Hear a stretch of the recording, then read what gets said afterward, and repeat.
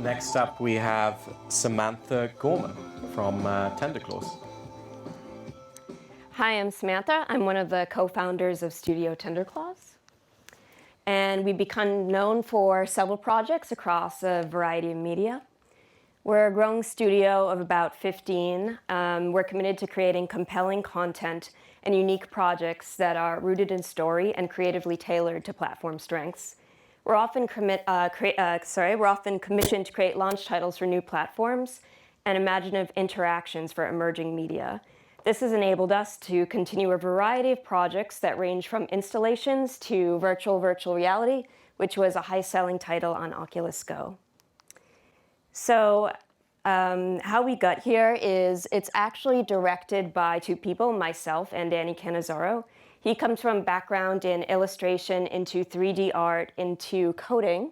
And I was one of the first students in an interactive writing program, in one of the first interactive writing programs in the country. So I had been working since 2002 in a cave virtual reality environment where I stayed for 8 years writing virtual characters.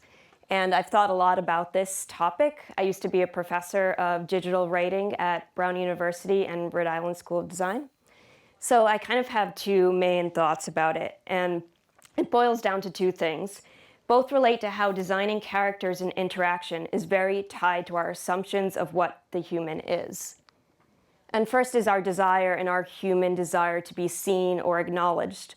So whether it's scripted or generated, these avatars are actually a product of us searching for intimacy and connection. That is what is being alive, what you see, how you can be responded to. The second one is our assumption that we are creating these avatars in our image, or at least our assumption of what the human does and is and how they interact. There's kind of a running joke of generative literature where in order for the more convincing dialogue is to be generated on the fly, it's actually the more authored and the more that there is intention put into the various patterns that form that character's dialogue. There's a lot of focus, which is kind of valid, on this idea of a virtual being as a whole separate responsive entity. However, we overlook that a virtual being is not a separate entity from the human, but it's modeled, it's written, and it's made by the human. It's not the other or unknown category. It's actually puppeted by our idea of what humans is. And that relates to these kind of assumptions about what is living and aliveness, connection, and it applies to scripted and generated characters, not just humanoid, but virtual fish as well. So Tendar is one of our most virtual being projects that we did at Tenderclaws, and it was created in dialogue with AR Core as a launch title, way before AR Core was announced. And I had been looking at machine learning and computer vision, and we approached our partners at Google AR and VR, and we're like, we want to actually combine something that is context aware of the player's world, that can form a layer of social relation between two people who are using AR in a meaningful way, and that is actual, really long-form AR content. So we created this, I'm going to show you the trailer in a second, and it was previewed in a version of it at Sundance in 2018, and then released last November to about 3 weeks of AR content and narrative, both generative and authored, depending on your play style. So what is it? It's actually two parallel narratives. There's a speculative fiction and a meta company called Tendar, which creates a virtual being, which is Guppy, to better understand and bin human emotions for eventual commercial data. And this is a parody that was written back in 2017. It's also mainly about your relation to the character, your relation to Guppy as a caretaker. He's a literal and figurative representation of machine learning model, where he must eat and absorb image sets of emotion supplied by users and friends, thus training his model. He evolves over time, he changes moods and story responses based on what emotions you feed him, and the objects in your world that you introduce him to.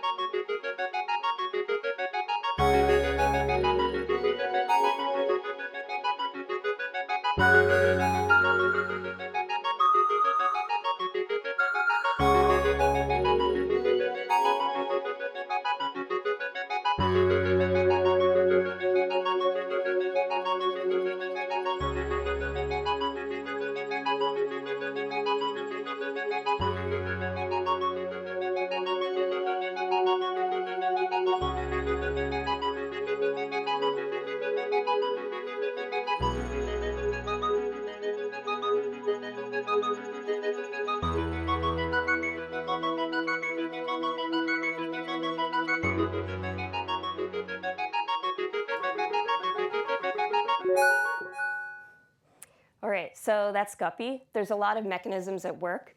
So I'm actually going to show you something that I don't usually do, which is a deep dive into some of the writing process very quickly on what it's like to write for some of these virtual characters.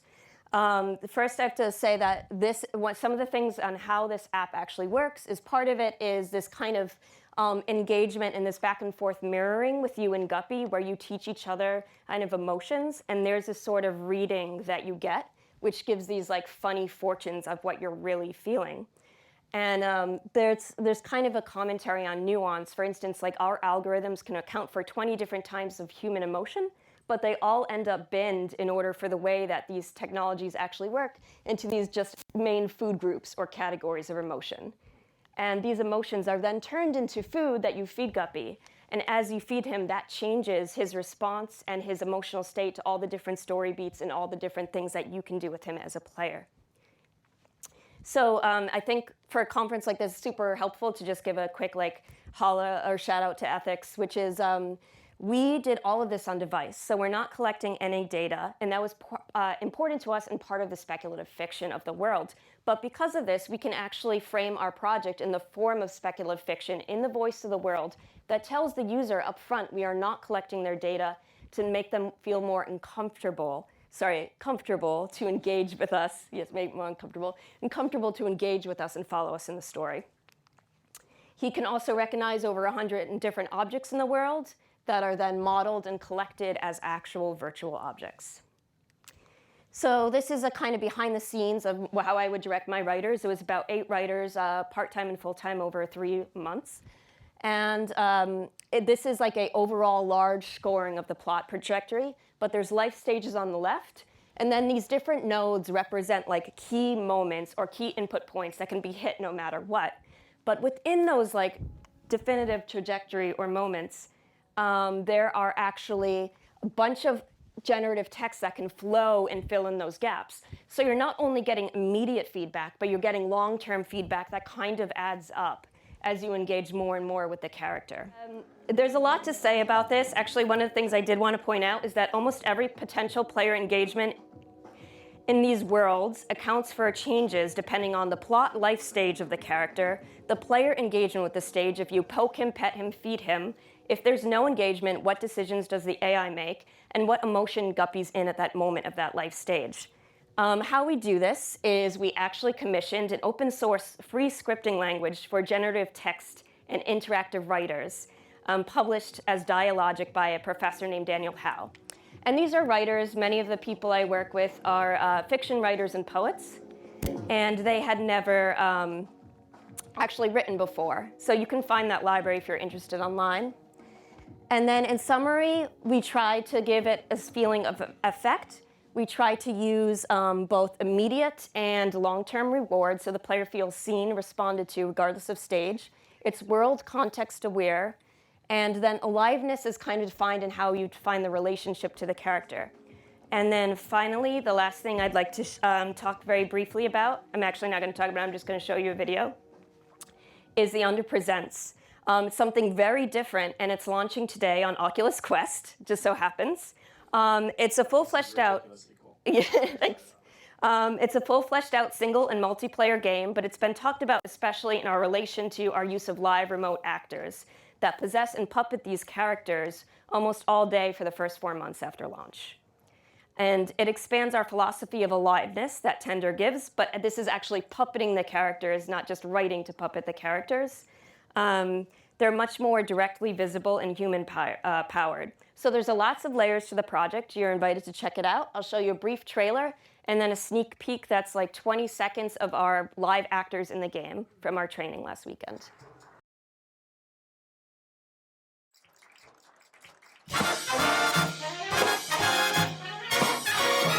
Distinguished guests,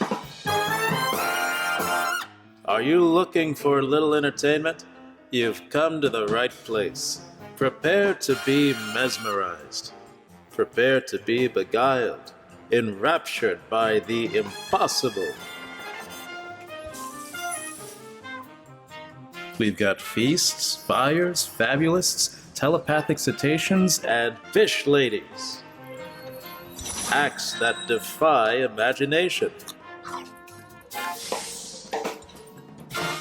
A venue unlike any other. A venue outside of time and space. May I present The Under.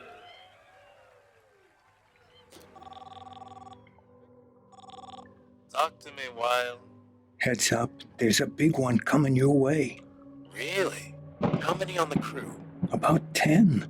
But there's also, well, they have a dolphin. Do you want me to get rid of it? No. Keep the dolphin. Sure thing.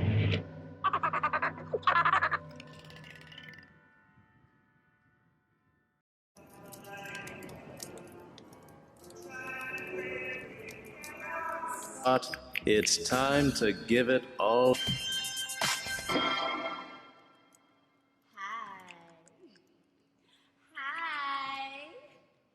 And space particles.